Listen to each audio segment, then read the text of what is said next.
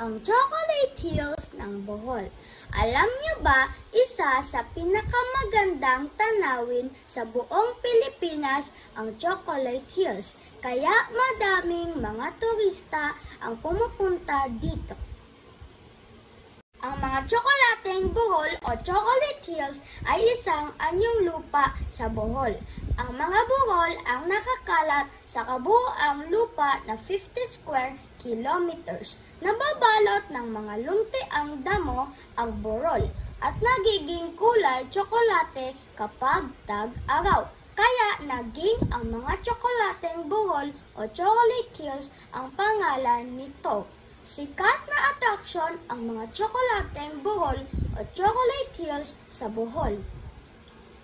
Tampok ang mga ito sa panlalawigang Watawat at sagisag ng lalawigan ng Bohol na sumasagisag ng mayamang likas na yaman ng lalawigan.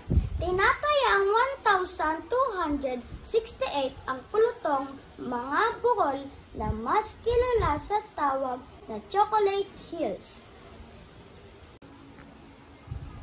Ang pinakamataas na Bohol ay tinatayang may taas na 120 meters sa bayan ng Carmen kung saan nakatayo ang Chocolate Hills Complex. Sa taas ng Bohol na ito, makikita at pwedeng bilangin mula sa tuktok ang iba pang Bohol. Ang mga Bohol na ito ay gawa sa limestone taliwas sa alamat na may dalawang higante na nag-away o nagbatuan ng putik, kaya nabuo ang pulutong ng mga Bohol. At hanggang doon lang ang kwento o kasaysayan ng Chocolate Hills ng Bohol.